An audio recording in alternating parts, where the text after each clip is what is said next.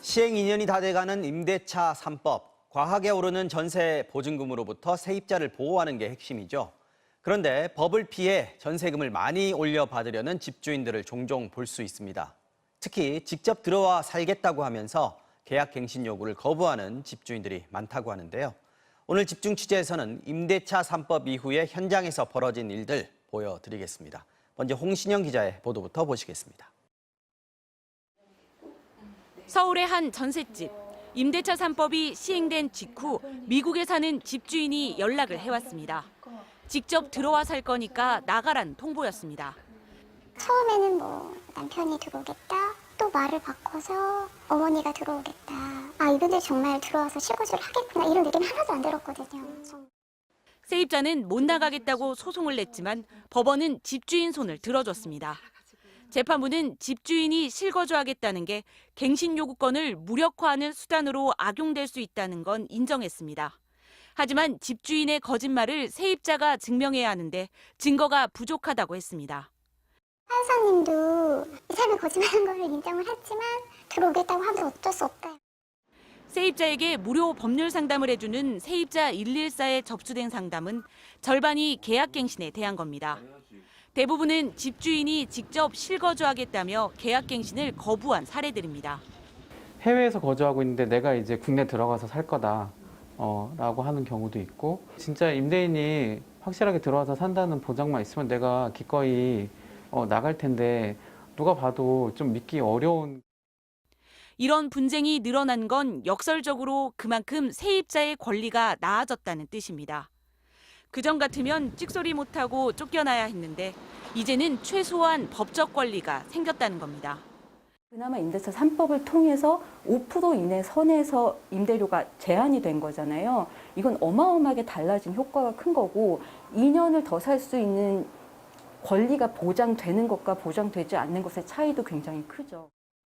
지난해 하반기 전체 전월세 갱신 계약 3건 중 2건은 임대차 3법에 따라 임대료가 5% 이하로만 올랐습니다. 전세 계약만 놓고 보면 10건 중 8건이 5% 이하로만 올랐습니다. MBC 뉴스 홍신영입니다. 요즘 임대차 3법이 전셋값을 폭등시킨 주범이니 빨리 없애야 한다는 주장도 쉽게 접할 수 있습니다. 정말 그런 걸까요? 전셋값 폭등에 대한 불안감을 부추기는 신문 기사들 다 믿어도 될까요? 이어서 박진준 기자가 보도합니다. 임대차 3법의 저주, 7월 전세대란 또 터지나, 전세대란 폭풍 전야. 요즘 보수 신문들이 전세값 폭등 불안감을 부추기며 임대차 3법을 공격하는 기사들을 연일 쏟아내고 있습니다. 새 정부의 입장도 비슷합니다. 임대차 3법에 대해서는 저는 사실은 거의 폐지해 갖고 온 근본적인 개선을 했으면 하는 생각을 갖고 있습니다. 전셋값은 실제로 얼마나 뛰었을까? 부동산원 공식 통계에 따르면 2017년부터 2021년까지 5년 사이 서울의 아파트 전셋값은 14% 뛰었습니다. 특히 2020년과 2021년에 많이 뛰었습니다. 그런데 이 기간 아파트 매매가는 더 뛰었습니다. 5년 사이 27%가 뛰었습니다. 전셋값은 매매가를 따라가는 경향이 있는데 매매가보다는 덜 뛰었습니다. 임대차 3법이 집주인들의 심리를 자극해 뛰던 전셋값을 더 올린 면도 있지만 더 중요한 원인들이 많았다는 겁니다. 또 다른 원인 중에 하나로 지적할 수 있는 게 전세 자금 대출입니다. 금리가 아주 제로 금리 수준에 가깝게 이제 낮았잖아요. 그래서 전세 자금 대출도 더 쉽게 부담 없이 받을 수 있었던 거죠. 지금 서울의 전셋값은 정말 뛰고 있을까? 오르는 거 같지는 않고 작년 말부터 해서 가격들이 많이 하락을 해서, 근데도 또 찾는 사람들도 별로 없고 좀 희한해요. 저희는 어떻게 뛰는 건 없어요. 오르지도 않았고 또 오른다고 생각하는데 모르겠어요.